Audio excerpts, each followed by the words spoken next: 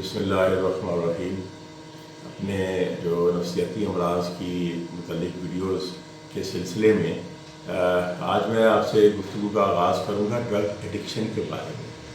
یعنی جو انسان جو نشے کا شکار ہو جاتا ہے، عام زبان میں جو کہتے ہیں. دیکھیے، بنیادی طور پہ جو ڈرگ ایڈکشن ہے نا، اسے ہم دو حصوں میں تقسیم کر دیتے ہیں. ایک ہے میڈیکل ڈیپینڈنس، یعنی اگر ایک مریض کوئی دوائی لگاتار کھا رہا ہے، یعنی جیسے ڈائبٹیز والا ہے، وہ ظاہر ہے اسے ساری عمر دوائی کھانی ہے. اسی طرح سے جو سکونہ ور ادویات ہیں، ٹرانکلائزرز ہیں، ڈیکسوٹانل ہے، زینکس ہے، جو الپرازولام ہے، وہ مختلف ناموں سے ملتی ہے، تو ویلیم ہے. اب اگر کوئی شخص اس کی ایک محدود ڈوز لے رہا ہے، یعنی ڈیکسوٹانل 3 ملی گرام کی ٹیبلٹ ہوتی ہے اور وہ آدھی گولی روزانہ کھا رہا ہے. اسی طرح سے زینکس ہے، وہ 0.25 ملی گرام کی یا اس سے کم، یا 0.5 ملی گرام، یا کئی لوگ 0.25 ملی گرام کی آدھی گولی روزانہ لے رہے ہوتے ہیں. تو اگر کوئی مریض جو ہے یا کوئی شخص اس طرح سے مسلسل ایک دوائی کی بہت تھوڑی ڈوز استعمال کیے جا رہا ہے، تو اسے ہم ڈرگ ایڈکشن نہیں کہتے، اسے ہم کہتے ہیں میڈیکل ڈیپینڈنس، کہ وہ اس دوائی پہ میڈیکلی ڈیپینڈنٹ ہوتا ہے، اور فزیکلی سے زیادہ وہ سائیکولوجیکلی ڈیپینڈنٹ ہوتا ہے اس کے اوپر.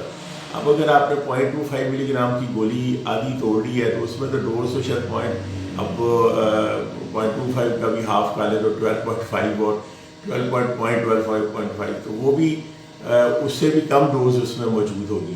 لیکن وہ نفسیاتی طور پہ اس دوائی کے اوپر اس کی ڈیپینڈنس ہوتی ہے، کہ یہ ہوتا ہے کہ اگر میں یہ آدھی گولی نہیں کھاؤں گا تو مجھے نیند ٹھیک نہیں آئے گی.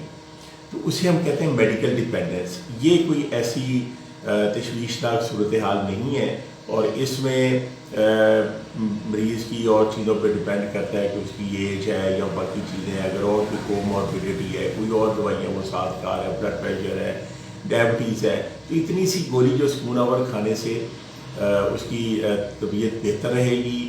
اور دوسری جیسے بلڈ پریشر ہے، شوگر ہے، اس کے اوپر بھی ایک اچھا ایفیکٹ پڑے گا.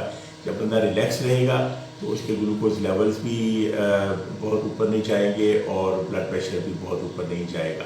تو یہ ہے میڈیکل ڈیپینڈنس. یہ کوئی ایسی تشویشناک مسئلہ نہیں ہے. اس کو دوائیوں سے نہیں چھڑوایا جا سکتا ہے. انسان خود اپنی ول پاور استعمال کرتا ہے، اور اسے کبھی کبھی بیچ میں اسپیسنگ شروع کر دیتا ہے کہ بھی ایک دن کھا لی، ایک دن نہ کھائے.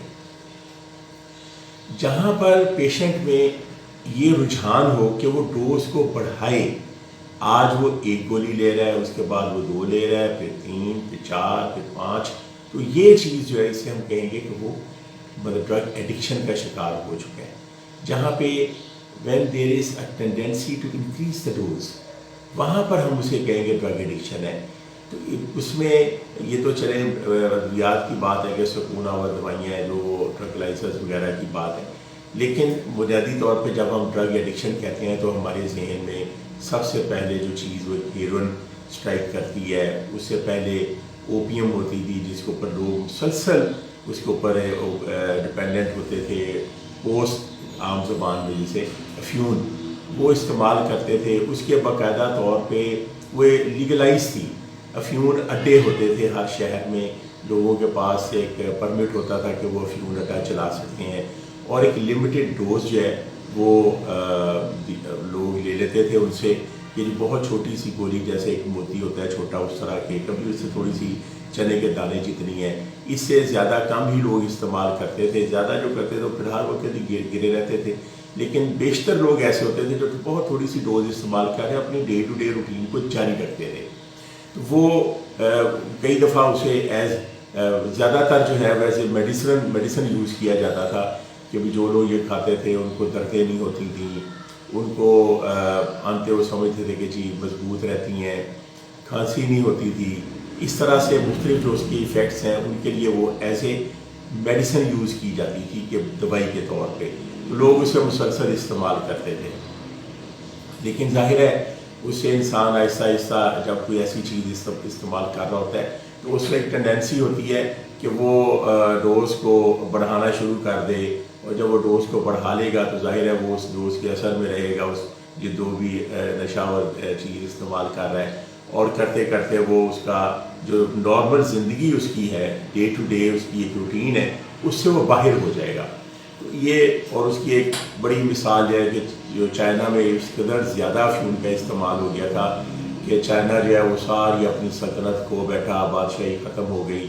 جاپان نے اس کے اوپر قبضہ کر لیا، اور جب چیئرمین ماؤ سے تونگ نے مہم چلائی ہے تو سب سے پہلے انہوں نے نشے کے خلاف مہم چلائی کہ ابھی لوگ افیون چھوڑیں، اس ایفیکٹ سے نکلیں جو ایک ان کے اوپر ایک فینٹیسی سی ہوتی ہے افیون کے زیر اثر، اس سے نکلیں گے تو اسے اپنی جو قوم ہے وہ بیدار ہوگی اور وہ کسی ایک ترقی کی راہ پہ لگے گی.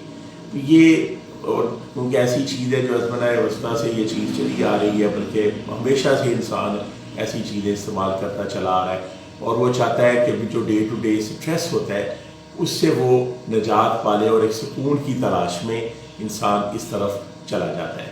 تو اسی پہ ہم مزید اگلی ویڈیو میں بھی گفتگو کریں گے اور ہماری گفتگو جاری رہے گی.